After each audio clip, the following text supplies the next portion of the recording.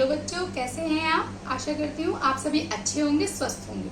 तो चलिए आज हम राखी बनाना सीखते हैं। इसके लिए हमें चाहिए थोड़े से चावल, कुछ नग या मोती, रेशम का कोई भी धागा आप ले सकते हैं। नहीं है तो आप पूजा में काम आने वाली मौली या जिसे हम कलावा भी बोलते हैं, आप वो भी ले सकते हैं। कैंची, माचिस, फेविकॉल और सर्कल की शेप में कटे हुए 2 गत्ते के पीस। तो सबसे पहले हम क्या करेंगे, धागे को, जो हमने धागा लिया है राखी बनाने के लिए, इसको हम माचिस के चारों तरफ इस तरह से लपेटेंगे। इस तरह से हम इसको 20 से 30 बार लपेट लेंगे। लपेटने के बाद हम इसको आराम से करके बाहर निकालेंगे और बीच में से इसको दूसरे धागे से बांध देंगे।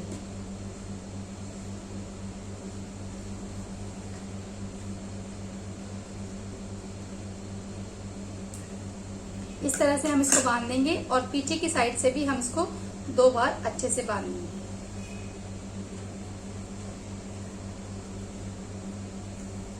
एक्स्ट्रा धागा हम कैंची से काट देंगे। इसके बाद जो ये हमने बांध के धागा तैयार कर लिया है, इसके बाद इसके कॉर्नर्स जो हैं इनको भी हम कैंची से अच्छे से काट लेंगे।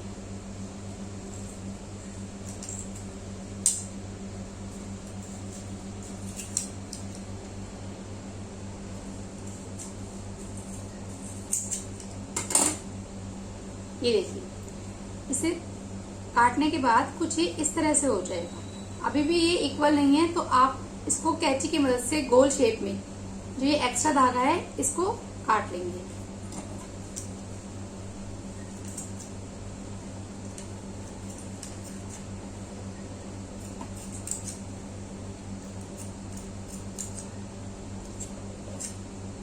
बच्चों, इस तरह से आप इसको गोल शेप में जो एक्स्ट्रा धागा है वो निकालकर इसको गोल आकृति देंगे।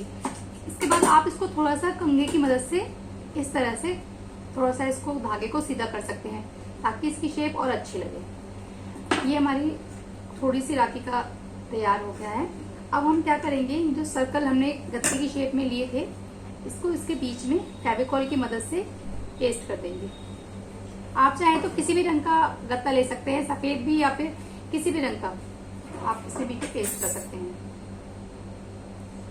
इस तरह से आप एक गत्ते को बीच में चिपका देंगे। अब आपको इसके ऊपर कोई मोती या नग लगाना है, इस बीचों बीच। कोई आप नहीं है, अगर आपके पास मोती या नग तो आप किसी बटन का भी इस्तेमाल कर सकते हैं। इस तरह से आप एक गत्ते को बीच में चिपका देंगे। अब आपको इसके ऊपर कोई मोती या नग लगाना है, इस बीचों बीच। कोई आप नहीं है, अगर आपके पास मोती है नग तो आप किसी बटन का भी इस्तेमाल कर सकते हैं।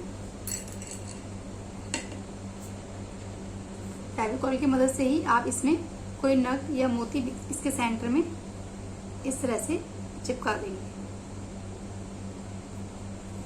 इसे चिपकाने के बाद अब आपको चावल के एक एक दाना लेना है और इसके कॉर्नर्स पर चिपकाना है।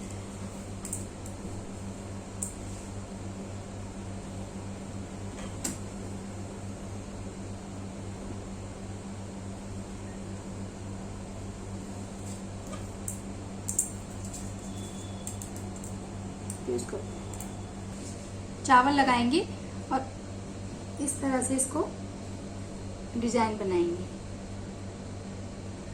तो आप देखिए, चावल लगाने के बाद ये इस तरह से कुछ दिखाई देगा। इसके बाद इसको हम 5 मिनट सूखने के लिए रख देते हैं।